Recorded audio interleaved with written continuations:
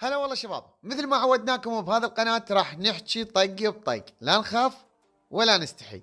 اليوم راح نحكي بموضوعين مهمات. الموضوع الأول، هل معظم اليوتيوبرية يستخدمون الهكر أو يدخلون وياهم هاكات؟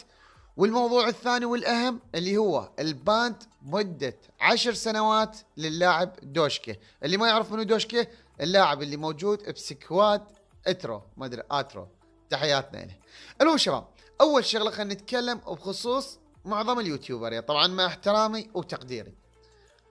خلي ببالكم شغله، اغلب اليوتيوبريه اللي موجودين حاليا يدخلون وياهم هاكات بالسكواد مالتهم.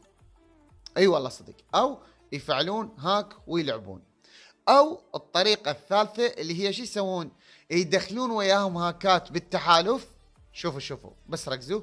مثلا انا جاي العب، ادخل تحالف وياي، اوكي، ادخل وياي تحالف مجموعه من الهاكات، يا اما يصفوا لي السيرفر دولة او احصل بيهم لقطات. شلون يعني؟ توضيح اكثر، يعني اتفق ويا الهاك واواتش الهاك في مكان معين واشيل الهاك وابين بالعالم بان انا سوبر هيرو، بطل صرت.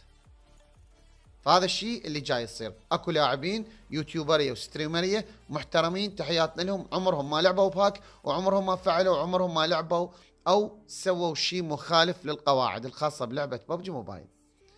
هاي هسه الفكره وضحت. هسه راح نجي نتكلم بخصوص الباند. اوكي، اول شغله هذا اللاعب اللي هو اسمه ريلاكس، حلو. هذا طبعا قبل كل شيء الباند مدة 10 سنوات. عندي شخص بلغنا بأن الباند مدة 10 سنوات، طبعا مو بس هم، لا اكو مجموعة بعد، اوكي، من نفس التيم.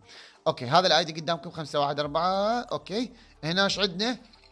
طبعا شوفوا هذا الطقم او شو اسمه، نسيت اسمه، العفو، العشيرة مال اترو. هذا الولد اتوقع اسمه دوشكي، هذا دائما يلعب وي اترو. الباند مالته مدة 10 سنوات. طبعا هسه راح تقول لي شنو قديس حب، هذا صاحب شو اسمه، انا هسه اقول لك. تمام، نروح على شنو التصنيف. حلو، تصنيف الشعبية، راح نشوف اترو مسمى روحات قديس حب، مخلي علم غير العلم، وهذا نفسه الصلة نشوفه موجود بالصلة، هو خاف الصلة اتوقع. اوكي، خافي الصلة. تمام شباب، هنا عندي كم سؤال واحب اطرحهم. فرضا هذا الباند او هذا الشخص يلعب ويا شخص ثاني عادي وتعرض للباند، الشخص الاساسي راح يتعرض للباند لو لا؟ يعني اللي اريد اوصل لكم الفكره، المفروض بما ان هذا تبند مده 10 سنوات وشي اكيد هكر، لان ما معقوله مو هكر، فمن تبند 10 سنوات المفروض التيم التيم اللي وياهم تبندوا بالمناسبه كل اسبوع، بس هذا تبند 10 سنوات اسبوع وهاي، وعند الايديات كلها. الشخص اترو المفروض يتبند وياهم او يتصفر التقييم، حاله البقيه، لازم قانون هو اذا تلعب ويا هكر تتبند. فحسب رئيس الشركه، اوكي، هذا الشخص انفعل هكر وبندته، فلذلك لازم اللي يلعب وياه دائما هو يتبند، والكل يعرف بان الشخص هذا دائما يلعب ويا اترو. طبعا انا ما متابع الولد، تحياتنا له، بس اللي اعرفه حسب ما يقولون الشباب هذا الشخص دائما يلعب ويا اترو، فما ادري والله. بالمناسبة الباند مدة 10 سنوات، أعيد وأكرر، الباند مدة 10 سنوات، وإذا رجع الحساب هذا معناته يعني صارت صاحبي وصاحبك. يعني إذا أنت معروف أكو شخص يقدر يرجع حسابك، بس أنت إذا ما حد يعرفك حاشا أقول ببكى طبك مرض. فما أدري والله حبيبي، والله على قولة علي المرجاني اجت الكهرباء. أوكي شباب، مثل ما تلاحظون، أوكي هذا الولد برونز ما شاء الله، حساب جديد. الله، هذا الثاني برونز.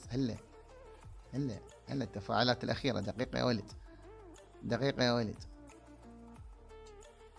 أوكي، على كل ما أريد فد تبرير معين أو شيء، بس ننتظر احنا ونشوف هذا الحساب راح يرجع أو لا.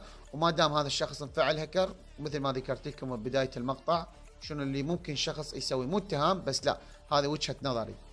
أتمنى استفادتوا واستمتعتوا بهذا المقطع، وجايكم بحملة جديدة، لايك وشير. اشوفكم على خير، في امان الله.